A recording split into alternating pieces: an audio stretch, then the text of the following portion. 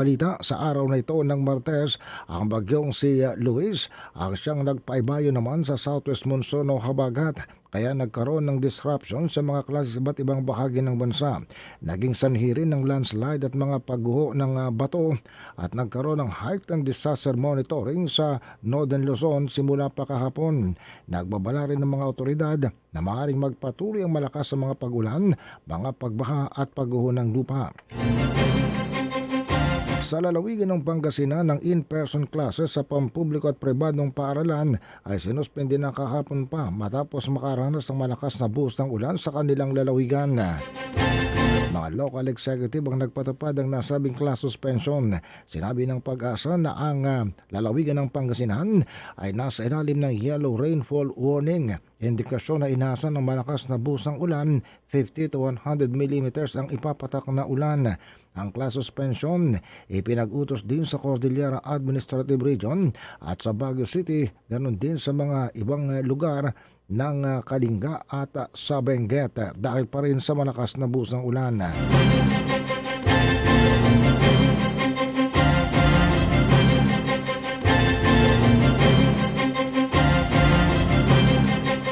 Samantala, kaninang madaling araw din, sinabi ng Pag-asa ng Tropical Cyclone Wind Signal number 1 ay nakatas sa eastern at southern Apayao, eastern Kalinga at eastern Mountain Province at maging sa silangang bahagi ng lalawigan ng Ifugao. Samantala sa Central Luzon, 11 bayan sa lalawigan ng Pampanga ang nagsuspindi ng klase sa lahat ng level. Samantalang sa lalawigan ng Tarlac, kanselado na rin ang klase dahil sa patuloy naman na malakas na buhos ng ulan. 13 bayan din sa lalawigan ng Zambales ang nagsuspindi ng klase sa lahat ng level. Sanhi pa rin ito ng malakas na buhos ng ulan. Samantalang nagtaas din ng geologic hazard warning ang nasabing iba't ibang tanggapan ng gobyerno sa ibang lugar ng bansa dahil pa rin sa epekto ng bagyong si Luis. Sa lalawigan ng Aurora, patuloy naman na pinaluwag ng malakas na buhos ng ulan ng mga tubig na dala nito ang mga boulders at mga bato at nahulog sa mga lansangan sa barangay Dianet di Pakulao. Kaya partially naharangan ang daloy ng trapiko.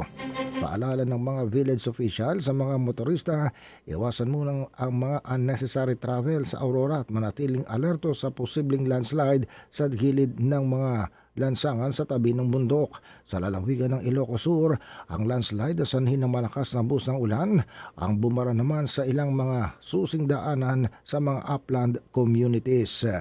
Samantala, ang Mines and Geosciences Bureau naman sa Cagayan Valley Region in-intensify ang kanilang monitoring sa mahigit na 600 na lugar na tinuturing na flood and landslide prone barangay sa iba't ibang rehiyon. Sabi ng Pag-asa, ang bagyong si Luis ay mabagal na gumagalaw sa silangan ng lalawigan ng Aurora. May maximum sustained winds na 55 km per hour at may pagbugsong 70 km per hour. Sinabi ng Pag-asa ng tropical depression, pwedeng maglandfall o dumaan malapit sa Northern Luzon bago tuloy ang gumalaw patungo ng northeastward at gagalaw palayo ng kalupaan ng Pilipinas. Pero dala nito ang malakas na buhos ng ulan.